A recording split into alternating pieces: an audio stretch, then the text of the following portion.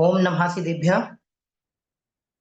आज उत्तम आकिंचन्य धर्म का परम पावन दिवस है। दस लक्षण महापर्व का यह पावन अवसर हम सभी को निश्चित ही विशुद्धता की ओर लेके जा रहा है और इस अवसर पर हम सभी को अनेक विद्वानों विदुषियों का समागम इस जैन फाउंडेशन के पटल के माध्यम से प्राप्त हुआ। उसी श्रृंखला में आज आप सभी के मध्य एक और नवीन विदुषी युवा विदुषी के माध्यम से आप सभी को लाभ प्राप्त होगा। इस जैन फाउंडेशन के पटल पर आत्मार्थी विदुषी प्रज्ञा जैन इंदौर। कौन है आप, क्या है आपकी शिक्षा और किस तरह के हैं आपके कार्य, आइए हम संक्षिप्त में जानते हैं। आत्मार्थी विदुषी प्रज्ञा जैन एक रुचि संपन्न व्यक्तित्व हैं, धर्म रुचि संपन्न व्यक्तित्व हैं जिनका जीवन पूरा धर्म की प्रभावना के लिए ही समर्पित है। आप इंदौर जैसे महानगर में रह करके भी निरंतर दैनिक दोनों समय की पाठशालाओं एवं स्वाध्याय का संचालन करती हैं। लौकिक शिक्षण में आपने बीकॉम, बीएड, एमबीए, एमए आदि करके वर्तमान में आप टीचिंग कर रहे हैं इंदौर में ही। आपने अपना धार्मिक शिक्षण दिल्ली नगर में स्थित आत्मार्थी कन्या विद्या निकेतन में रह करके किया है। वहां आपने तकरीबन 48 जैन ग्रंथों का अध्ययन किया। उनमें से अनेक ग्रंथों पर आपने समसामयिक विभिन्न अवसरों पर अपने विचार व्यक्त किए। ऐसी एक युवा विदुषी जिनकी भावना निरंतर जिन शासन की प्रभावना की रहती है, उनको मैं आज आप सभी के मध्य उत्तम आकिंचन्य धर्म पर एक विशेष व्याख्यान के लिए आमंत्रित कर रहा हूँ। आप पिछले करीब 10 वर्षों से सामूहिक जैन संस्कार शिक्षण शिविरों का आयोजन करती हैं, कर रही हैं और विविध विद्वत संगोष्ठियों आदि में अपने वक्तव्यों के माध्यम से आपने प्रभावना के कार्यों में अपनी सहभागिता प्रदान की। ऑनलाइन और ऑफलाइन दोनों ही माध्यम से आप जिन शासन की प्रभावना हेतु बालकों में नवीन संस्कारों के संप्रेषण हेतु जैन पाठशालाओं का संचालन करती हैं, यह वास्तव में हम सभी के लिए प्रेरणादायक और एक विशेष खुशखबरी है कि आप इतनी अल्प वय में भी जिन शासन की प्रभावना के लिए अपना जीवन समर्पित कर रही हैं। आइए मैं बिना किसी औपचारिकता के आमंत्रित कर रहा हूँ विदुषी आत्मार्थी प्रज्ञा जैन इंदौर के लिए और धन्यवाद कर रहा हूँ जैन फाउंडेशन के इस पटल के लिए कि जिन्होंने इस अवसर पर इन सभी विद्वानों के लिए एक विशेष अवसर प्रदान किया। आइए आत्मार्थी विदुषी प्रज्ञा जैन। जय जिनेन्द्र सभी को। ओम नमः सिद्धेभ्य, ओम नमः सिद्धेभ्य, ओम नमः सिद्धेभ्य। नमो अरिहन्ताणं, नमो सिद्धाणं, नमो आयर्याणं, नमो वज्रायाणं, नमो लोये सवसाहुणम्। उत्तम क्षमा मार्दव आर्जव भाव है, सत्य शोच संयम तप त्याग उपाव है। आकिंचन ब्रह्मचर्य धर्म दश सार है, चहुगति दुख ते काढ़ी मुक्ति करतार है। आज 10 लक्षण महापर्व का पावन अवसर चल रहा है, जिसमें विगत 8 दिन से आप अनेक विद्वानों के माध्यम से आप लोगों ने 10 धर्म पर चर्चा की है। आज उत्तम आकिंचन धर्म का दिन है, जिसमें से अभी जैसे हमने पढ़ा, उत्तम क्षमा मार्दव आर्जव भाव है। अर्थात जो क्षमा, मार्दव और आर्जव है, ये हमारी आत्मा के ही भाव है, हमारी आत्मा का स्वभाव है। क्षमा हमारी आत्मा का स्वभाव है, मार्दव और आर्जव ये हमारा स्वभाव है, जो कहीं और नहीं है, ये हमारे अंदर ही है।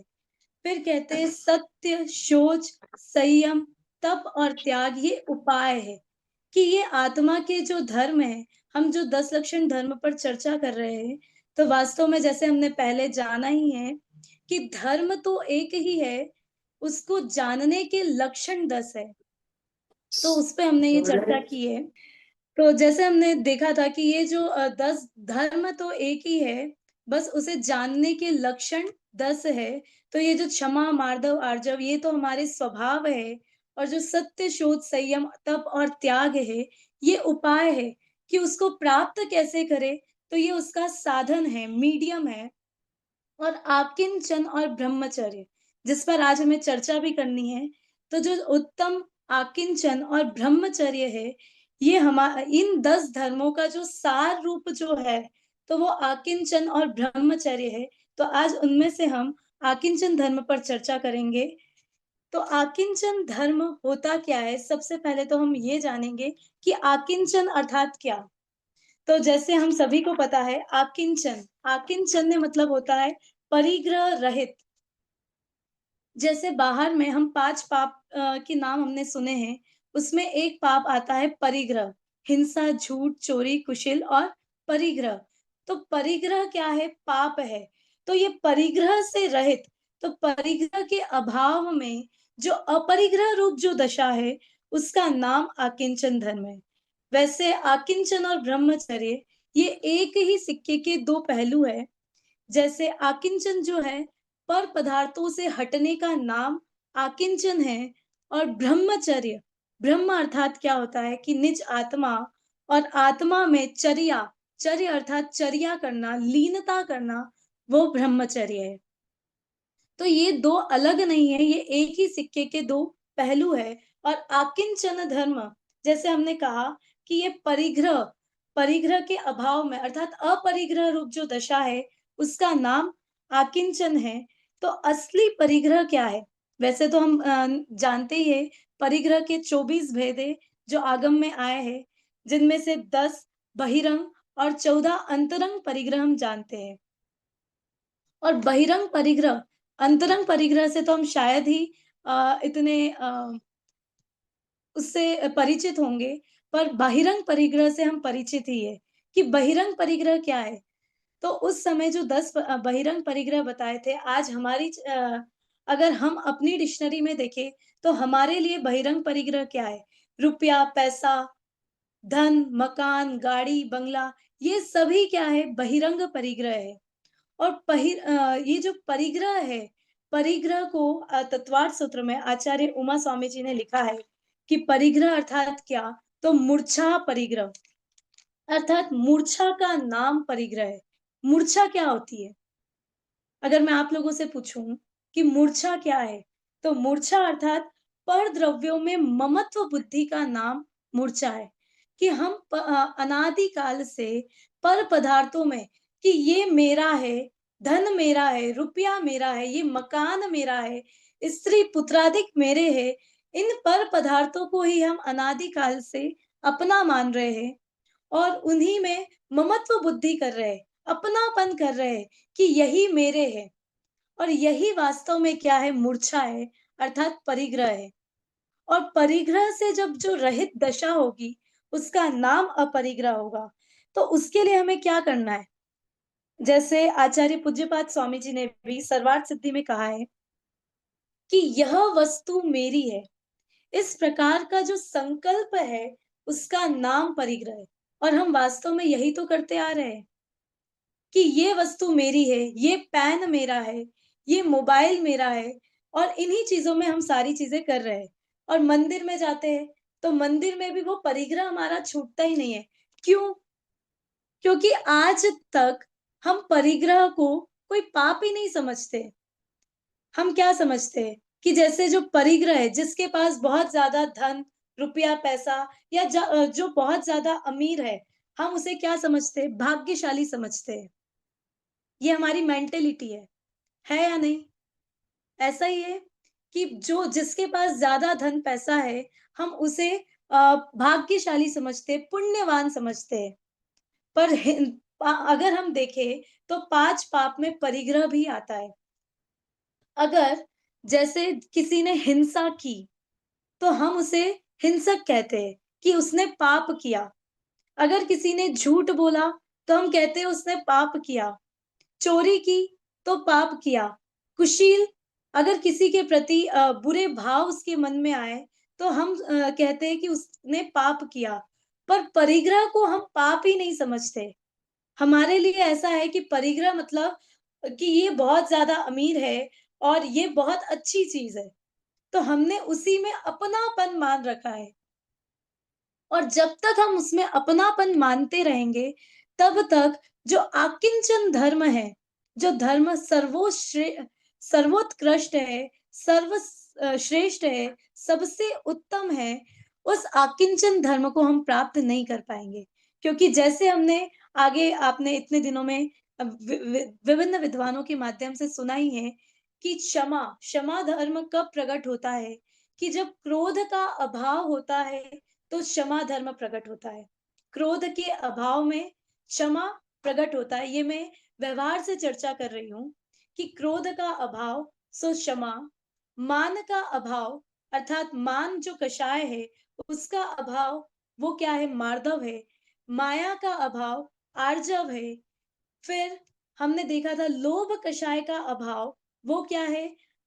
शोच धर्म है। असत्य अर्थात असत्य झूठ बोलना, तो झूठ का अभाव वो सत्य है। और ऐसे हमने विभिन्न जाने थे।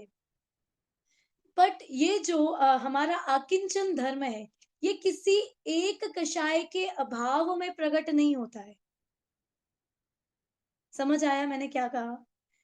फिर से मैं बोलती हूँ कि ये जो आकिंचन धर्म है, ये किसी एक कषाय के अभाव में प्रकट होने वाला धर्म नहीं है। जैसे क्रोध के अभाव में तो क्षमा प्रकट हो रहा था, बट वास्तव में देखा जाए तो ये जो आकिंचन धर्म है, इसमें मैंने अभी बताया था कि 24 प्रकार के परिग्रह होते हैं, 10 अंतरंग और 14 10 बहिरंग और 14 अंतरंग। तो वो जो 14 अंतरंग परिग्रह है, उसमें अंतरंग परिग्रह में मिथ्यात्व, क्रोध, मान, माया, लोभ, हास्य, रति, अरति, शोक, भय, जुगुप्सा, स्त्रीवेद, पुरुषवेद और नपुंसकवेद। ये जो 14 अंतरंग परिग्रह है, ये आते हैं उसमें। तो इसका मतलब क्या हुआ कि समस्त जितने भी कषाय भाव है, क्रोध, मान, माया, लोभ, और हम कहते हैं पाप का बाप कौन? मतलब पाप में सबसे बड़ा पाप कौन है? लोभ। और लोभ अर्थात क्या? परिग्रह, है ना? और परिग्रह से भी बड़ा पाप क्या है? मिथ्यात्व। तो वो मिथ्यात्व भी क्या है? ये 14 अंतरंग परिग्रहों में लिया है। तो ये जो सभी प्रकार के परिग्रह है, इनके त्याग से आकिंचन धर्म होता है और वही सर्वश्रेष्ठ धर्म है कि एक कषाय के अभाव में जो प्रकट नहीं होता है। और कहते भी है कि जैसे अपने ज्ञान दर्शनमय स्वरूप के बिना अन्य किंचित मात्र भी मेरा नहीं है, मैं किसी अन्य द्रव्य का नहीं हूं, ऐसे अनुभव का नाम आकिंचन धर्म है।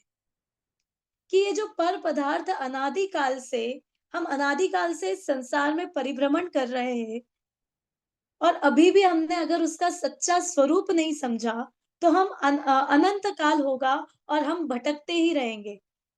तो वो उस भटकने का कारण क्या है? कि हम इस संसार में परिभ्रमण कर रहे हैं, तो इस परिभ्रमण का कारण क्या है? कि हमने पर पदार्थों में अपनापन मान रखा है। मिथ्यात्व अर्थात क्या होता है? मिथ्यात्व उल्टी मान्यता को मिथ्यात्व कहते हैं। अर्थात जो वस्तु जैसी नहीं है, उसे वैसा मानना वही क्या है? मिथ्यात्व है। तो हमने क्या कर रखा है कि ये जो पर पदार्थ है, जो मुझसे कैसे है? भिन्न है। जो मुझसे बिल्कुल भिन्न है, किंचित मात्र भी, मतलब एक किंचित मात्र भी ये बाह्य पदार्थ मेरे नहीं है और हमने उसी में अपनापन मान रखा है। तो यही क्या है? हमारी भूल है कि हमने परिग्रह को अपना मान रखा है, पर पदार्थों में अपनापन मान रखा है। और उसी का जब हम त्याग कर देंगे, तो वो त्याग ऐसे नहीं होगा। पहले हमें समझना पड़ेगा कि वास्तव में ये मेरे नहीं है, तो क्यों नहीं है? इन्हें अपना मानने में भूल क्या है? तो सबसे पहले तो हमें ये जानना पड़ेगा, क्योंकि जब तक हमें अपनी भूल पता नहीं चलेगी कि वास्तव में मेरी भूल क्या है, तब तक हमें समझ ही नहीं आएगा कि परिग्रह मेरे नहीं है। परिग्रह को या पर पदार्थों को मैं उसमें अपनापन कर रहा हूँ, उसे अपना मान रहा हूँ, तो इसमें मेरी भूल क्या है? तो वास्तव में मैं कौन हूँ? जीव हूँ। जैसे आप सभी ने पढ़ा है, 6 द्रव्य होते हैं, जीव, पुद्गल, धर्म, अधर्म, आकाश और काल। तो जीव द्रव्य किसे कहते हैं? कि जो जानता देखता है, जो ज्ञाता दृष्टा है, वही जीव है। तो मैं जीव हूँ और पुद्गल, कि मुझसे भिन्न जितने भी पर पदार्थ है, वह सब पुद्गल है, अजीव है। वो मुझसे भिन्न है। मैं ज्ञाता दृष्टा हूँ और मेरा स्वभाव ज्ञाता दृष्टा है। और चलिए पर पदार्थ को तो छोड़ते हैं हम, कि ये जो हमारे पास है, जो ये शरीर मेरे पास है, वास्तव में ये शरीर भी मेरा नहीं है। क्यों नहीं है? क्योंकि ये शरीर क्या है? पुद्गल है, अजीव है और इसमें ज्ञान दर्शन नहीं है। और मैं तो इससे भिन्न त्रिकाली ध्रुव भगवान आत्मा हूँ। और वो कैसा है कि ना मेरा कभी उत्पाद होता है और ना ही कभी मेरा व्यय होता है। आपने 3 वर्ड तो सुने ही होंगे, उत्पाद, व्यय और ध्रुव। तो उत्पाद मतलब उत्पन्न होना, व्यय मतलब नष्ट होना और ध्रुव अर्थात जो उसमें त्रिकाल रहने वाला है, वही क्या है? ध्रुव है। तो मैं कैसा हूँ कि वास्तव में मैं ये पर पदार्थ नहीं हूँ। और जिसका उत्पाद हो और जिसका व्यय हो जाए, वो मैं हो ही नहीं सकता। और मैंने क्या मान रखा है कि ये जो पर पदार्थ है, इन्हें ही मैंने अपना मान रखा है कि ये शरीर मेरा है, स्त्री पुत्र आदि मेरे है। अभी 10 बाह्य जो परिग्रह है, बहिरंग परिग्रह, उसमें भी यही आता है। 10 परिग्रह क्या बताया है उन्होंने, कि जो प्लॉट वगैरह है, जैसे अगर हम अभी कहें कि जो हमारा मकान है, प्लॉट हमने खरीद रखे हैं। और पहले के ज़माने में हम कहें तो खेत जो हुआ करते थे, उसके बाद जो भवन है, मकान है, धन, धन अर्थात सोना, चांदी, रुपया, पैसा, धान्य, पशु-पक्षी, पहले क्या होते थे? पशु-पक्षी होते थे। और अगर हम अभी हमारे पास जो है, तो हमारा धन वैभव है 4 व्हीलर, 2 व्हीलर्स, ये हमारा धन वैभव। वही पशु-पक्षी में आ गए, सवारी, यान और दास-दासी, वस्त्र, बर्तन, कुप्य, भांड, ये सारे बहिरंग परिग्रह में आते हैं। और हमने इन्हीं को अपना मान रखा है कि अगर, और उन्हीं से हमने क्या मान रखा है कि ये जो पर पदार्थ है, इन्हीं से मैं सुखी या दुखी होता हूँ। जैसे जब हम आकिंचन धर्म की चर्चा करते हैं, तो 12 भावनाओं की चर्चा अपने आप आ जाती है। जो 12 अनुप्रेक्षा है, 12 भावना है, अनित्य, अशरण, संसार, एकत्व, अन्यत्व, अशुचि, आश्रव, संवर, निर्जरा, लोक, बोधिदुर्लभ और धर्म।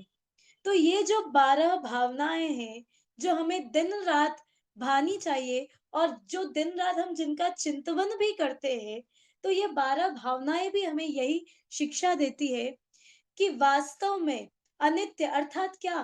कि ये जो पर पदार्थ है, ये कैसे है? अनित्य है। अनित्य अर्थात क्या? कि जिनका नाश हो जाने वाला है, ये सदा काल मेरे साथ रहने वाला नहीं है। और अगर मैंने इन्हें अपना माना और इन्हीं में मैंने सुख बुद्धि की, तो क्या होगा कि हम इस संसार में ही परिभ्रमण करते रहेंगे और यही हमारा क्या है? परिग्रह है। वास्तव में मुझसे भिन्न मैं अकेला ही नित्य हूँ और मुझसे भिन्न जितने भी पर पदार्थ है, वो सभी क्या है? अनित्य है। यही हमें अनित्य भावना बताती है। फिर अशरण, कि व्यवहार से देखा जाए तो पंच परमेष्ठी ही क्या है? शरणभूत है। अगर मैं उनकी शरण में जाऊँगा, तो ही मैं सुखी हो सकता हूँ। और निश्चय से देखा जाए, तो निज आत्मा अर्थात मैं स्वयं ही शरण हूँ। ये जो पर पदार्थ है, जिनकी शरण में मैं जाता हूँ और उन्हीं से मैं मानता हूँ कि मैं सुखी होऊँगा, तो वो मुझे सुख का कारण नहीं है। ये हमें अशरण भावना सिखाती है। फिर अनित्य अशरण संसार भावना क्या बताती है कि हम विचार भी करते हैं कि ये जो संसार है, ये संसार सारभूत नहीं है। इस संसार में कुछ भी सार नहीं है। कि इस संसार में अगर मैं सार मानूँगा, तो ये 84 लाख योनियों में ही, चतुर्गति में ही परिभ्रमण करता रहूँगा और मेरा पार नहीं हो सकता है। और मेरा अल्टीमेट गोल क्या होना चाहिए? क्या है हम सभी का अल्टीमेट गोल कि हम सभी यहाँ पर जुड़े हैं और यहाँ हम 10 दिन में 10 धर्म की चर्चा कर रहे हैं कि वो धर्म तो एक ही है, पर धर्म को समझाया जा रहा है 10 लक्षण से। जैसे अगर मैं किसी को कहूँ कि आत्मा, कि मैं आत्मा हूँ, पर उसे पता ही नहीं है कि वास्तव में आत्मा कैसा है, तो हम उसे भेद करके समझाते हैं कि आत्मा कैसा है कि जिसमें ज्ञान है, जिसमें दर्शन है, सुख है, अनंत वीर है, ऐसे अनंत शक्तियाँ, अनंत गुण जिसमें भरे हैं, वह मैं हूँ और वही आत्मा है। तो ऐसे ही धर्म क्या है, अगर मैं सिर्फ धर्म, धर्म, धर्म और धर्म कहते रहूँ, तो उससे हमें पता नहीं चलेगा कि वास्तव में धर्म क्या है। तो वो धर्म को समझाने के लिए ये 10 धर्म अर्थात 10 लक्षण उसके बताए हैं। और वास्तव में धर्म क्या है कि जो हमें इस संसार मार्ग से छुड़ाकर, इस संसार के दुखों से छुड़ाकर, हमें पहले तो दुःख भासित होना चाहिए कि इस संसार में दुःख है। और अगर हमें संसार में दुःख भासित ही नहीं हो रहा है, तो जो भी हम ये चर्चा कर रहे हैं, ये सब यूज़लेस है। उसका कोई पॉइंट ही नहीं निकलेगा। तो हमें पहले इस संसार में दुःख भासित होना चाहिए। और मैं हमेशा बताती हूँ कि वास्तव में सुख क्या है, अर्थात सच्चा सुख क्या है? तो बहुत ही सिंपल और ईज़ी सी डेफिनेशन है कि जिसके बाद कभी दुःख ना आए, उसे हम सच्चा सुख कहेंगे। और जिसके बाद दुःख आ जाए, क्योंकि हम जो यहाँ पर मानते हैं कि मैं इससे सुखी हुआ या ये स्त्री पुत्र आदि अगर मेरा कहना मानेंगे, जैसे मेरे बच्चे हैं और वो अगर मेरा कहना मानेंगे, तो मैं सुखी हो जाऊँगा। तो ये हमारा मिथ्यात्व है, क्योंकि ऐसा कभी होने वाला नहीं है। क्यों नहीं हो सकता है? क्योंकि ये बाहर में जो पुण्य सामग्री मिलती है, ये तो हमें पुण्य संयोग से मिलती है, पुण्य उदय से मिलती है। अगर आपका पुण्य उदय होगा, तो अगर आप नहीं भी चाहोगे, तो भी वो धन सामग्री आपको मिलेगी। और अगर पुण्य का उदय नहीं होगा, पाप का उदय होगा, तो जो धन सामग्री आपने इकट्ठा की है, वो भी चली जाएगी। जैसे मैं एक एग्ज़ाम्पल देकर आपको समझाती हूँ। जैसे अगर किसी को पुण्य की इच्छा ही नहीं है, उसे धन वैभव नहीं चाहिए, पर उसका पुण्य का तीव्र उदय है, तो अगर वो क्या करेगा कि सॉरी ज़मीन खोदी उसने और वो नहीं चाहता है, पर पुण्य का उसका तीव्र उदय है, तो ना चाहते हुए भी पुण्य के उदय में उसे धन सामग्री मिलेगी। और अगर किसी का पाप का उदय है, वो चाहे जितना धन कमाने की कोशिश कर ले, कितना ही इन्वेस्टमेंट कर ले, उसे अगर उसका पाप का उदय होगा, तो उसके हाथ में आती हुई लक्ष्मी भी चली जाएगी, अर्थात उसके हाथ में आती हुई धन संपदा भी चली जाएगी। तो ये जो धन सामग्री है, ये तो हमें पुण्य और पाप के उदय से प्राप्त होती है। इसमें अगर हम कुछ अपना लगाएँ कि मैं ऐसा करूँगा, तो ये हमारा कर्तृत्व भाव है। और ये जो 4 बुद्धियाँ हैं, 4 बुद्धियाँ कौन-सी है? तो एकत्व, ममत्व, कर्तृत्व और भोक्तृत्व। ये जो 4 मिथ्या बुद्धि है कि ये जो बुद्धियाँ हैं, इन्हीं के कारण तो मैं इस संसार में परिभ्रमण कर रहा हूँ। क्योंकि मेरा क्या है, हम क्या कर रहे हैं, पर पदार्थों में एकत्व पना कर रहे हैं। एकत्व अर्थात ये मेरा है, ममत्व उसी में राग कर रहे, द्वेष कर रहे, ममत्व कर रहे, राग, द्वेष आदि परिणाम कर रहे, उसी उन पर पदार्थों का ही मैं करता हूँ कि अगर मैं नहीं करूँगा, आपने शायद एक एग्ज़ाम्पल सुना होगा मोक्ष मार्ग प्रकाशक जी में भी वो एग्ज़ाम्पल आता है। पंडित टोडरमल जी लिखते हैं कि जैसे वो जो कुत्ता है, एक डॉगी होता है और वो बैलगाड़ी के नीचे चलता है। और वो बैलगाड़ी के नीचे जब चलता है, तो वो यही सोचता है कि ये बैलगाड़ी मैं चला रहा हूँ। क्योंकि उसे क्या है, कर्तृत्व का अभिमान है कि मैं इस बैलगाड़ी को चला रहा हूँ और मैं चल रहा हूँ, तो ये बैलगाड़ी चल रही है और जब मैं रुक रहा हूँ, तो बैलगाड़ी रुक रही है। तो ये क्या है कि वो बैलगाड़ी उसके चलाने से चल रही है। तो ये क्या है, कर्तृत्व कि हमने क्या कर रखा है, पर पदार्थों में कर्ता बुद्धि कर रखी है कि ये पर पदार्थ को जैसा मैं हम कराना चाहूँ, वो वैसे ही परिणमित होंगे। कर्तृत्व बुद्धि है। तो ये एकत्व, ममत्व, कर्तृत्व और पर पदार्थों का मैं भोगता हूँ, ये भोक्तृत्व बुद्धि है। तो ये चारों ही मिथ्या बुद्धि है और इन चारों ही बुद्धियों से कुछ नहीं होने वाला है। ये संसार ही बढ़ने वाला है। तो ऐसा जो आकिंचन धर्म है, जैसे मैं आपको एक स्टोरी सुनाती हूँ, आपने सुनी भी होगी कि एक राजा थे, उन्होंने दीक्षा ली और उन राजा का नाम था वारिशेन और उन्होंने दीक्षा ली, वो मुनि बन गए, भावलिंगी संत बन गए और जंगल में विचरण करने लगे और बहुत समय हो गया जिन दीक्षा धारण किए और फिर उसके बाद वो एक बार आहार करने गए। आहारचर्या पे जब वो निकले, तो एक श्रावक के यहाँ पहुँचे और जिस श्रावक के यहाँ वह पहुँचे थे आहारचर्या के लिए, वो उनका नाम था पुष्पडाल। और जैसे ही पुष्पडाल ने वो वारिशेन मुनि को देखा, तो उसे एकदम से ध्यान आया कि ये तो वही है ये तो मेरा वही पुराना दोस्त है, जिनके साथ मैं बचपन में खेला करता था और बचपन में हम बहुत गहरे दोस्त थे, तो ये तो वही है और वो एकदम से उन्हें देखकर बहुत खुश हो जाता है और वो एक छोटी-सी झोपड़ी में रहता था और बचपन के दोस्त को देखकर वो बहुत ज़्यादा खुश हो जाता है। और वो सोचता है कि मैं इनसे बात करूँगा, इनसे चर्चा करूँगा। जैसे 2 फ्रेंड जब मिलते हैं, तो आपस में चर्चा करते, पुरानी बातें करते, पर वो तो भावलिंगी संत थे, मुनि थे और वो आए, आहार किया और वहाँ से चल दिए। और जैसे ही वो चल दिए, तो फिर वो पुष्पडाल जो था, वो एकदम से सोचता है कि क्या हुआ? ये जो मेरा बचपन का दोस्त थे और ये मुझे पहचाने नहीं।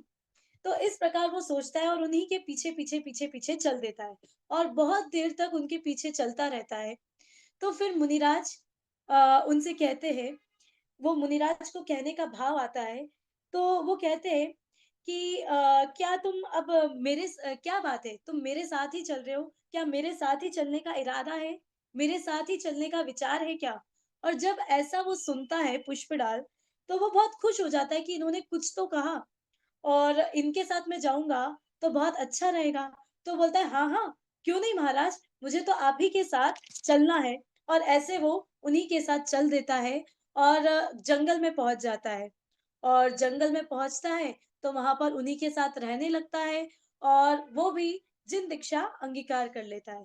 पर मन में पर मन में उसके अंतरंग में वही विचार थे और वो सोच रहा था कि मैं तो अपनी पत्नी को बिना बताए ही आ गया हूँ और उसकी जो पत्नी थी वो एक काणी थी, मतलब एक आप उसकी नहीं थी, काणी उसकी पत्नी थी। बट वो अपनी पत्नी से बहुत प्रेम करता था और वो विचार करता है कि मैं तो अपनी पत्नी को बिना बताए ही आ गया हूँ, तो वो चिंता कर रही होगी और उसके मन में ऐसा ही भाव चला करता है।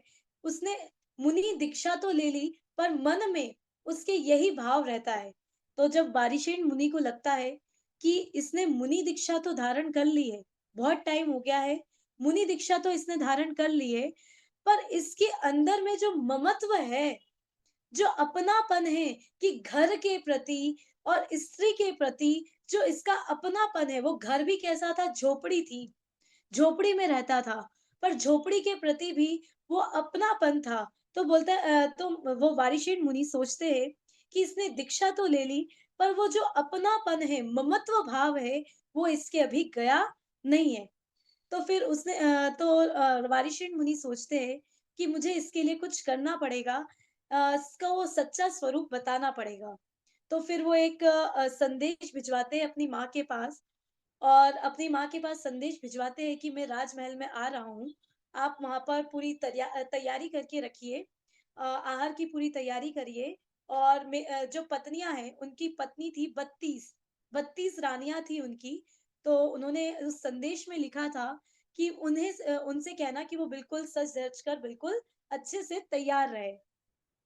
तो जैसे ही माँ ये पढ़ती है, तो माँ को लगता है कि मेरे पुत्र ने तो मुनि दीक्षा अंगीकार की थी और अचानक इसको क्या हो गया है? तो वो परीक्षा करने के लिए माँ परीक्षा लेती है, तो परीक्षा करने के लिए 2 आसन तैयार करती है। एक तो आसन रहता है काष्ठ का, लकड़ी का और एक सिंहासन रहता है गोल्ड का। अर्थात सोने का वो आसन तैयार करती हैं। अब वारिशेन मुनि पुष्पडाल के साथ वहाँ जाते हैं राजमहल में, तो जो वारिशेन मुनि होते हैं, उनको तो उन भावलिंगी संत है, तो उनके मन में तो ऐसा कुछ भाव था नहीं और वो जाकर काष्ठ के आसन पर विराज जाते हैं। और जो पुष्पडाल होता है, वो बिल्कुल वो राजमहल देखकर उसके मन में ख़्याल तो आता है, पर वो अभी जाकर चुपचाप सोने के सिंहासन पर बैठ जाता है। फिर क्या होता है कि वो वारिशेन मुनि जो होते हैं, वो अपनी माँ को बोलते हैं कि सारी रानियों को बुलाइए। तो अब सारी रानियाँ सज-धज कर एक के बाद एक आकर वहाँ खड़ी हो जाती है।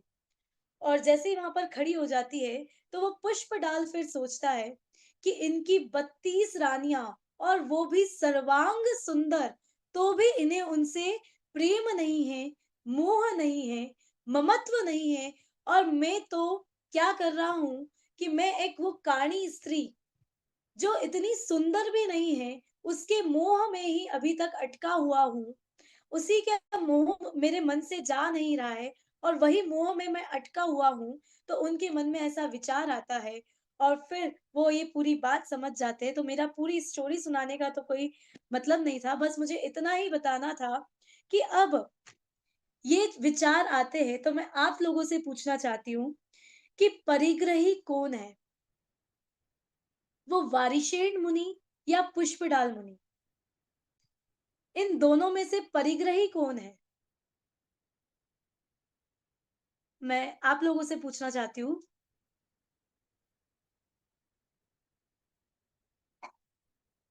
पदाल मुनि।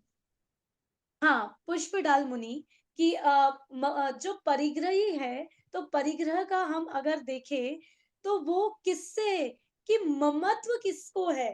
तो वो पुष्पडाल मुनि, चाहे उनके पास काणी स्त्री है और झोपड़ी में रहते हैं, पर उसके प्रति उनको क्या है? अत्यंत अपनापन है, मोहन। ममत्व है, तो यही तो परिग्रह है। और वो जो वारिशेन मुनि 32 रानियाँ, सर्वांग सुंदर 32 रानियाँ, राजमहल, इतना बड़ा राजमहल होने के बावजूद भी वह परिग्रही नहीं है, क्योंकि परिग्रह क्या है कि परिग्रह किसे कहते हैं कि जिससे राग द्वेष आदि परिणाम खड़ा हो, जिससे राग द्वेष आदि भाव हमारे मन में आए, अपनापन हो, ममत्व हो, वही वास्तव में परिग्रही है, वही परिग्रह है। और जिनको ये पर पदार्थों से अपनापन नहीं है, ममत्व नहीं है, राग द्वेष परिणाम नहीं है, वही क्या है? अपरिग्रही है। तो यहाँ पर इतना सब कुछ होने के बावजूद भी वह परिग्रही नहीं है। एक और एग्जाम्पल से मैं आपको इसको समझाती हूँ कि जैसे जो चक्रवर्ती है, भरत चक्रवर्ती थे, उन अब चक्रवर्ती आप लोगों को पता ही है कि चक्रवर्ती का कितना वैभव होता है कि 6 खंड के स्वामी, 5 म्लेच्छ खंड और 1 आर्य खंड, ऐसे 6 खंड के स्वामी, 96,000 रानियां, 84 लाख हाथी, 18 करोड़ घोड़े, 14 रत्न, 9 निधियां और 32,000 राजा उनके अधीन रहते हैं और वो रत्न और निधियां के भी उनको संभालने के लिए जो स्वर्ग के देव है वो एक-एक देव उसकी रक्षा करते हैं। इतना वैभव होने के बाद भी भरत परिग्रही है कि अपरिग्रही है? क्या कहेंगे आप? अपरिग्रही। अपरिग्रही। अपरिग्रही, क्यों अपरिग्रही है? कि उनके मुकाबले अगर हम देखें, तो हमारे पास तो इतना धन वैभव है ही नहीं। ना इतना राज्य संपदा है हमारे पास, ना इतनी कोई रानियाँ हैं, इतना वैभव भी नहीं है। पर फिर भी अगर हम कंपेयर करें भरत चक्रवर्ती को अपने आप से अगर हम कंपेयर करें, तो उनके पास धन संपदा सबसे ज़्यादा। वैभव, राजमहल, 6 खंड के स्वामी, इतना सब कुछ होने के बाद भी हम उन्हें अपरिग्रही कहते हैं और अपने आप को परिग्रही कहते हैं। क्यों? कि इतना सब कुछ होने के बावजूद भी उनको उन चीज़ों से क्या नहीं है? ममत्व नहीं है, अपनापन नहीं है। तो परिग्रही और अपरिग्रही होने का कनेक्शन किससे है? कि बाहर में धन संपदा होने से उसका कनेक्शन नहीं है। उसका कनेक्शन किससे है? कि अपने अंतरंग में उन चीजों के प्रति कितना ममत्व है, कितना अपनापन है, कितना अपना परिणाम है, अपनत्व है, उससे परिग्रह और अपरिग्रही का कनेक्शन है। तो भरत जी के पास इतना धन वैभव होने के बाद भी वो, हम कहते हैं ना, घर में ही वैरागी भरत जी। अर्थात क्या, कि इतना वैभव होने के बाद भी वो जानते हैं कि ये पर पदार्थ है और ये मुझसे कैसे है, भिन्न है।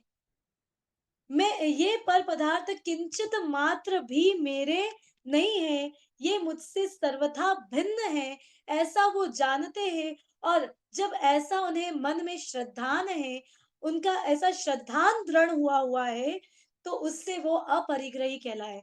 और हम इन पर पदार्थों में ही, कि इतना धन वैभव भी नहीं है हमारे पास, पर जितना है हम उन्हीं में क्या करते हैं, इतना ज्यादा अपनत्व करते हैं, उन्हीं में राग द्वेष परिणाम करते हैं, कि अगर कोई हमारी बात सुन रहा है तो हम खुश हो जाते हैं और उससे राग करते हैं, और अगर कोई हमारी बात नहीं सुन रहा है, वो हमारा कहना नहीं मान रहा है, तो हम उससे द्वेष करने लगते हैं और ये अपनत्व और ममत्व परिणाम करने लगते हैं। तो ये जो पर पदार्थों से हम अपने आप को सुखी और दुखी समझते हैं, वास्तव में यही क्या है, दुख का मूल कारण है और यही मिथ्यात्व है। तो जब ये मिथ्यात्व चला जाएगा, क्रोध, मान, माया, लोभ, ये जब अंतरंग जो 14 परिग्रह हमने बताए हैं, ये अंतरंग परिग्रह चले जाएंगे, तो बाहर में जितने भी ये धन वैभव है, इनसे अपने आप ममत्व छूट जाएगा। क्योंकि इनमें अकिंचितपना है, आकिंचनपना है, उनके परमार्थ में शुद्ध आत्मा उसका विचार करने की शक्ति प्रकट होती है, कि जिसके आकिंचन भाव रहते हैं, अर्थात आकिंचन, अर्थात किंचित मात्र भी मेरा नहीं है।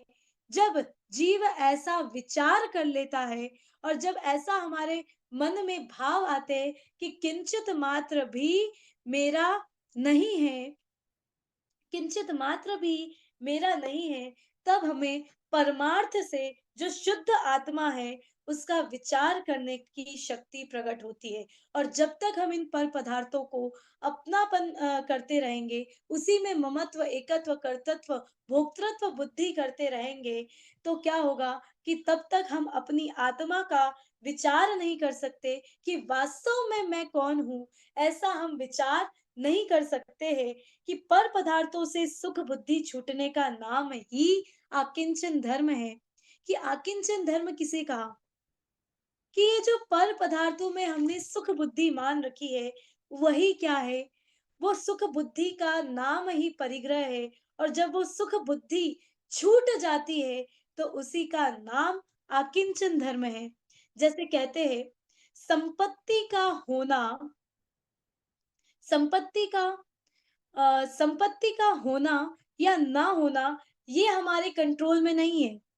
क्योंकि ये तो किसके कंट्रोल में है, कि पुण्य पाप के अधीन है। अगर आपका पुण्य का उदय होगा, तो ना चाहते हुए भी वो भोग सामग्री आपको मिलेगी, और पाप का उदय होगा, तो आप चाहे जितना चाह लो, वो भोग सामग्री आपको मिलने वाली नहीं है। तो ये संपत्ति का होना या न होना, ये हमारे हाथ में नहीं है, हमारे कंट्रोल में नहीं है।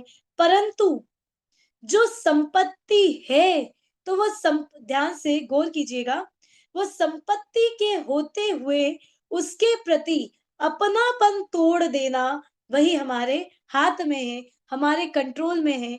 कि हम उतना ही कर सकते हैं, कि जो संपत्ति है हमारे पास, उनमें हम क्या कर दे, अपनापन तोड़ दे। और जैसे ही वो अपनापन या सुख बुद्धि छूट जाएगी, तो क्या होगा, कि हम अ, अपरिग्रही कहलाएंगे, और उसी का नाम आकिंचन धर्म है। अब हम निश्चय से अगर देखें, तो ये जो आकिंचन धर्म है, तो उत्तम, इसके आगे एक शब्द लगा है, उत्तम आकिंचन धर्म। अभी तो हमने आकिंचन की चर्चा की। अब यह जो उत्तम है, ये उत्तम शब्द क्या है, कि ये जो आकिंचन धर्म है, ये बिना सम्यक दर्शन के प्रकट नहीं हो सकता। तो ये उत्तम धर्म, ये जो उत्तम जो शब्द है, ये उत्तम शब्द बताता है कि सम्यक दर्शन के साथ आकिंचन वही क्या है? उत्तम आकिंचन धर्म है। और अगर हम इसे अपनी लैंग्वेज में बोले तो ये आकिंचन धर्म हमें क्या शिक्षा देता है कि यह एक तरीके का एंटीवायरस है। जैसे मैं आपको एक एग्जांपल देती हूँ, अगर मोबाइल में या आपकी कंप्यूटर में या आपके लैपटॉप में वायरस घुस जाए, अगर वायरस उस पे अटैक कर दे, तो आप उस वायरस से बचने के लिए क्या करते हैं? वायरस से एंटीवायरस बचने के लिए क्या करते हैं? एंटीवायरस अपलोड करता है। हाँ, एंटीवायरस हम अपने कंप्यूटर्स में, लैपटॉप में अपलोड करते हैं। क्यों अपलोड करते हैं? कि वो वायरस हमारे पूरे कंप्यूटर सिस्टम को खराब ना कर दे, हमारे कंप्यूटर को खराब ना कर दे, उसके लिए वायरस से बचाने के लिए हम एंटीवायरस अपलोड करते हैं। तो वैसे ही ये जो आकिंचन धर्म है, ये भी एक एंटीवायरस का काम करता है। कैसे? कि ये जो क्रोध, मान, माया, लोभ, हिंसा, झूठ, चोरी, कुशिल, परिग्रह है, 5 पाप, 4 कषाय के भाव है, 9 कषाय, हास्य, रति, अरति, शोक, भय, जुगुप्सा, स्त्रीवेद, पुरुष वेद, नपुंसक वेद, ये जो 9 कषाय है, ये जो कषाय आदि परिणाम है, मिथ्यात्व है, ये इनसे बचने के लिए ये जो आकिंचन धर्म है, ये एक एंटी वायरस का काम करता है। क्योंकि ये जो कषाय भाव और 5 पाप भाव और ये जो हास्य रति अरति, ये जो 9 कषाय है, ये वास्तव में वायरस है। अगर ये हमारे अंदर प्रवेश कर जाएँगे, तो क्या होगा? कि हमारा अनंत संसार बढ़ जाएगा। और अनंत संसार बढ़ेगा तो हम इस संसार में ही परिभ्रमण करते रहेंगे। पर हमारा अल्टीमेट गोल क्या है? कि हम यहाँ पर बैठे हैं और चर्चा कर रहे हैं, धर्म की चर्चा कर रहे हैं, तो हमारा अल्टीमेट गोल तो क्या ही है कि हमें मोक्ष सुख की प्राप्ति करना है। और अभी मैंने स्टार्टिंग में ही बताया था, सुख अर्थात कैसा सुख, कि मोक्ष में कैसा सुख है। अगर हम कहें कि हमें यहाँ पर भी सुख भासित हो रहा है, हमें दुःख नहीं लग रहा है, तो वो सुख नहीं, सुखाभास है। मतलब वो सुख का सिर्फ आभास मात्र है, वो सच्चा सुख नहीं है। क्योंकि इसके पहले ही मैंने सच्चे सुख की आपको डेफिनेशन बताई कि सच्चा सुख तो वो है जिसके बाद कभी दुःख ना आए, उसी को हम सच्चा सुख कहेंगे। और अगर हमें इस संसार में वो पल भर के लिए भी वो जो सुख लग रहा है, तो आप देखिएगा कि जिस चीज़ से हमें लगता है कि ये चीज़ हमें सुखी कर रही है, पर थोड़ी देर बाद ही हमें उसे दुःख लगने लगता है। जैसे एक एग्ज़ाम्पल के द्वारा मैं इसे समझाना चाहूँगी। अ, पंखा, पंखा हमें सुख देता है या दुःख देता है? फैन हो गया या एसी हो गया, कोई भी चीज़ ले लीजिए, तो वो पंखा है या एसी है, ये हमें सुख देता है, इससे हमें सुख की अनुभूति होती है कि दुःख की? तो आप लोग कहेंगे कि गर्मी है तो सुख की, और अगर ठंडी है तो हमें दुःख की अनुभूति होती है। तो ऐसे ही कि कोई चीज़ कभी सुख और कभी दुःख, तो वो परमानेंट नहीं है। सुख तो हम किसे कहेंगे कि जो परमानेंट चले वही सुख है। पर ये सुख परमानेंट नहीं होता है, क्योंकि ये तो हम क्या करते हैं, बाहरी जो हमारे पास जो सिचुएशंस क्रिएट होती है, उसके आधार से हम पर पदार्थों में सुख या दुःख मान लेते हैं कि ये मुझे सुखी कर रहा है, ये मुझे दुखी कर रहा है। तो ये सारी चीज़ें हम जो बाहर में जितने संयोग मिलते हैं, जितनी सिचुएशंस क्रिएट होती है, उसके बेसिस पर हम ये चीज़ें डिसाइड करते हैं। पर वास्तव में ये सुख नहीं है। अगर सुख होता तो परमानेंट वो सुख होना चाहिए, वो सुख कभी भी खत्म नहीं होना चाहिए। कि अगर कोई चीज़ आपको सुख दे रही है, उसमें सुख का आभास हो रहा है, तो उससे हर समय सुख का ही आभास होना चाहिए। पर ऐसा होता नहीं है। किसी सिचुएशन में वो हमें सुख देती है और किसी सिचुएशन में वो हमें दुखी करती है। तो एक ही चीज़ या तो हमें कभी सुखी करती है या कभी हमें दुखी करती है। तो यह क्या इससे हमें सिद्ध करते हैं कि जो पर पदार्थ है, ये पर पदार्थ में जो अपनापन है, कि पर पदार्थ जो है ये सुखी और दुखी हमें नहीं करते। वास्तव में तो सुखी कौन करता है कि उसमें जो हमने अच्छे या बुरे की, इष्ट या अनिष्ट की जो हमने कल्पना कर रखी है, वास्तव में वो सुख दुख का कारण है। पर पदार्थ तो जो है सो है, उनसे किसी को सुख या दुख नहीं होता है। उसमें ममत्व, एकत्व, कर्तृत्व और भोक्तृत्व बुद्धि के कारण हमें सुख या दुख होता है। तो ऐसे ही जो उनसे सुख हम मानते हैं, वास्तव में वो सुख नहीं है, सुख का आभास है। और परमानेंट सुख तो वो मोक्ष में है। और वो मोक्ष की प्राप्ति कब होगी? कि जब हम ये आकिंचन धर्म, जो कि कैसा है, एक एंटी वायरस का काम करता है, कि जो पर पदार्थ में हमने इष्ट अनिष्ट कल्पना कर रखी थी, क्रोध मान माया लोभ रूप जो ये विभाव है, ये जो वायरस है, इन वायरस से बचाने के लिए उत्तम आकिंचन हमें एंटी वायरस का काम करता है। और वो एंटी वायरस हमें क्या प्रेरणा देता है कि हमें कम से कम डेटा सेव करना चाहिए। कम से कम डेटा सेव क्यों करना चाहिए? कि अगर आप ज़्यादा से ज़्यादा डेटा सेव करोगे, तो आपकी स्टोरेज फुल हो जाएगी। और स्टोरेज फुल होगी तो क्या होगा कि आपका सिस्टम हैक हो जाएगा, उसमें वायरस अटैक करेंगे। तो ये एंटीवायरस, आकिंचन रूप जो एंटीवायरस है, ये हमें कहता है कि हमें कम से कम डेटा सेव करना चाहिए। तो असली परिग्रह, 2 मिनट में मैं अपनी बात कंप्लीट करूँगी, कि वास्तव में तो जो ये असली परिग्रह है, ये राग द्वेषादि जो कर्म है, यही क्या है? परिग्रह है। कि जो राग द्वेष रूप भाव है, यही क्या है? परिग्रह है। और जब ये राग द्वेष भाव रूप परिग्रह नहीं होंगे, जब इनसे हम क्या करेंगे? इन्हें पर पदार्थ जानकर उनमें सुख बुद्धि नहीं करेंगे, उनमें अपनत्वपन नहीं करेंगे, ममत्व नहीं करेंगे। और जब हम उनसे छूटने का परिणाम करेंगे, तो वो छूटेंगे कैसे? कि हमें छूटने के लिए करना कुछ नहीं है। बहुत सिंपल सा है कि जब हम पर को पर और अपने को अपना, पर में परापन, और अपने को जब हम मैं स्वरूप जानेंगे कि यही मैं हूँ और ये पर पदार्थ मुझसे भिन्न है, जब हम ऐसा भिन्न भिन्न जानेंगे, तो जैसे ही ये श्रद्धान दृढ़ हुआ, जैसे ही ये ज्ञान हुआ, तो हमें बाहर में इन पर पदार्थों से छुटने का अभ्यास नहीं करना पड़ेगा। क्योंकि जैसे ही रुचि अपने में गई, क्या चीज़ अपना है, कि क्या चीज़ में हमें अपनत्वपन करना है, जब हमें ये भासित हो गया, तो पर पदार्थों से अपनत्व बुद्धि अपने आप छूट जाएगी। और जब पर पदार्थों से अपनत्व बुद्धि छूटी, तो अपरिग्रह रूप दशा भी अपने आप ही प्रकट हो जाएगी। जैसे एक लाइन कहती हूँ मैं, बहुमूल्य जगत का बहुमूल्य जगत का वैभव यह, क्या हमें सुखी बना सकता है? कि ये जो बाहर में बहुमूल्य जगत का वैभव है, कि बहुत वैभव है, पर ये वैभव मुझे सुखी बनाने में जरा भी कार्यकारी नहीं है। मैं तो सुखी अपने आप से ही होऊंगा, कि जब मैं क्या करूंगा, कि अपने क्षमा स्वभावी, मार्दव स्वभावी, आर्जव स्वभावी, जब मैं अपने स्वभाव की ओर दृष्टि करूंगा, जो कि कैसा है? अपरिग्रह रूप है, उसमें किंचित मात्र भी परिग्रह नहीं है।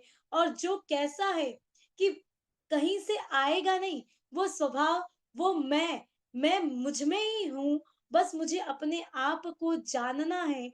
और जब मैं उसे जान लूंगा, तो ये पर पदार्थ से अपनत्व बुद्धि अपने आप नष्ट हो जाएगी। तो हमें यही करना है, इसी भावना से। ओम नमः सिद्धेभ्य, ओम नमः सिद्धेभ्य, ओम नमः सिद्धेभ्य।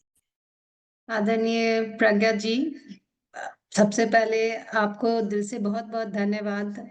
आज आपने जो 10 लक्षण के 9th डे पे जो उत्तम आकिंचन पे जो ये प्रवचन दिया, वो बहुत सीख देने वाला रहा। और आपने इतने सारे कहानियों और सुंदर उदाहरणों के साथ हमें ये पूरा समझाया है उत्तम आकिंचन धर्म को, कि डायरेक्टली टच्ड आवर हार्ट। तो उसके लिए बहुत बहुत धन्यवाद। सबसे पहले दो तीन चीजें जो मैं निचोड़ के मुझे बहुत अच्छी लगी, जो आपने वो एक दो लाइन बोली कि सच्चा सुख वही है जिसके बाद कभी दुख ना आए, और उस सुख तक पहुंचने का रास्ता मिथ्यात्व से बाहर निकलना है। तो ये बहुत सही और एकदम अनुकरणीय है। और बहुत ही अच्छा। एक और भी आपने चार बुद्धियों की जो बारे में बताया, मिथ्या बुद्धि जो कैसे संसार को बढ़ाती है और हम इसी में बढ़ते ही चले जाते हैं और मुक्ति की राह पे हम जा ही नहीं पाते हैं। तो इसको भी, और आज ये है कि इसको भी बुद्धि कहते हैं, जबकि बुद्धि का मतलब हम पॉजिटिव चीजों से लगाते हैं। तो ये भी बहुत गूढ़ विषय है और समझने लायक है बहुत ज्यादा। और बहुत अच्छे से आपने उत्तम अकिंचन धर्म का अर्थ भी अच्छे से स्पष्ट किया। अंत में भी आपने बहुत बारी बताया कि सुख भौतिक वस्तुओं में जो हम ढूंढते हैं, परंतु वह वस्तुएं हमें हमारे एक्चुअल में दुख का ही कारण बनती है। और जो अनावश्यक वस्तुओं का परित्याग कर, या फिर उससे जस्ट ममत्व का जो भाव ना रख कर केवल आवश्यक चीजों के साथ अगर हम जीवन व्यतीत कर ले, तो वही आई थिंक संसारी रूप से हमारा आज किंचन धर्म की समवेर हम लोग कहीं पालन कर पाएंगे। तो बहुत ही सुंदर आज का स्वाध्याय रहा। जैन फाउंडेशन की ओर से और यहाँ उपस्थित सभी साधर्मियों की ओर से आपको हृदय से बहुत बहुत धन्यवाद। किसी दर्शकों में से किसी को कुछ भी कहना है, आप हैंड रेज। हाँ सर जी, प्रवीण सर जी। प्रणाम। जय जिनेन्द्र। मैं ये कहना चाहता हूँ कि जब ये मेरा शरीर, पैसा, परिवार और धन सब कुछ पर है, तो मैं संसार में क्यों रह रहा हूँ? उसे मुझे संसार छोड़ना चाहिए, तभी मैं अपरिग्रही बन सकता हूँ और संसार में रहकर भी अपरिग्रही बन सकता हूँ। ये जरा क्लियर कीजिए प्लीज। हाँ, जैसे कि आपने कहा कि मैं संसार में रहकर भी अपरिग्रही बन सकता हूँ, तो वो हाँ, पॉसिबल है कि जैसे मैंने वही कहा था कि जैसे हम पर पदार्थों से अपन छोड़ देंगे, ममत्व बुद्धि छोड़ देंगे। जैसे मैंने एक एग्ज़ाम्पल दिया था भरत जी का, और उन्हें हम कहते हैं घर में ही वैरागी भरत जी, कि इतना सारा धन वैभव होने के बावजूद भी हम उन्हें घर में ही वैरागी, अपरिग्रही कहते हैं। क्यों? क्योंकि इतना सारा धन वैभव होने के बावजूद भी उनको उनसे ममत्व नहीं था। जैसे कि अगर हमारे मन में वही परिणाम चलते रहेंगे कि एक स्टोरी और आपने शायद सुनी होगी कि उनके पास कोई आता है और कहता है कि ये सारी चीज़ें बहुत अनमोल है। तो वो एक एग्ज़ाम्पल, मैं पूरी स्टोरी नहीं सुना रही हूँ। उनके हाथ में एक तेल का दीपक देते हैं और तेल का दीपक देकर कहते हैं कि तुम्हें ये पूरा महल देखना है, पर एक शर्त ये है कि ये जो दीपक है, वो जो दीपक में तेल भरा हुआ है, वो एक बूंद भी तेल गिरनी नहीं चाहिए। तो उसका ध्यान कहाँ रहता है? उस तेल पर रहता है और वो पूरा महल भी घूम कर आ जाता है। पर जब उससे पूछते हैं कि महल में क्या देखा? तो वो कहता है कि मैं तो महल में कुछ देख ही नहीं पाया, क्योंकि मेरा जो ध्यान तो उस दीपक पर ही था कि वो दीपक में से तेल ना गिरे। तो ऐसे ही हमें क्या करना है कि ये जो पर पदार्थ है, ये पर पदार्थ तो हमारे पास है। मैंने एक चीज़ बोली थी कि संपत्ति का होना या ना होना, ये हमारे हाथ में नहीं है। पर बाहर में संपत्ति के होते हुए उसके प्रति बस अपनापन, मतलब उसके प्रति जो हमारे अंदर जो राग परिणाम है, अगर हमने वो राग परिणाम छोड़ दिए, तो समव्हेयर व्हाट वी मतलब हम वहाँ तक अपरिग्रही दशा तक पहुँच पाएँगे। तो हमें बस इतना ही करना है कि वो जो बाहर में जो ये पर पदार्थ तो रहेंगे ही। जैसे अगर हम देखते हैं कि स्वर्ग है, तो देवगति में 16 स्वर्ग और 16 स्वर्ग के ऊपर फिर 9 ग्रेवयज्ञ, 9 अनुदेश और 5 अनुत्तर। तो जैसे-जैसे स्वर्ग में हम ऊपर, ऊपर, ऊपर, ऊपर पहुँचते जाते हैं, तो वैसे-वैसे वहाँ पर क्या होता जाता है, परिग्रह तो बढ़ता जाता है, पर परिग्रह मतलब कि धन वैभव तो बढ़ता जाता है, पर उसके प्रति राग घटता जाता है। तो ये क्या है कि ये जो बाहर में जो धन सामग्री हमें मिली हुई है, वास्तव में ये परिग्रह जो है, ये परिग्रह का कारण नहीं है। मैंने एक लाइन और बोली थी कि असली परिग्रह ये जो बाहर में हमें मिला है, ये नहीं है। ये तो पुण्य उदय से हमें प्राप्त होता है। परिग्रह तो क्या है कि उन पर पदार्थों में जो हम अपनत्वपन करते हैं, वो परिग्रह है, और जब वो अपनत्वपन खत्म हो जाएगा, तो हम अपरिग्रही दशा को प्राप्त कर सकते हैं। तो वो यहाँ पर भी हम प्राप्त कर सकते हैं, और समवेयर व्हाट हम वहाँ तक पहुँचेंगे, और फिर जो हमारा लक्ष्य है, हम उस तक निश्चित ही पहुँच पाएँगे। प्रणाम, थैंक यू वेरी मच। प्रणाम सर।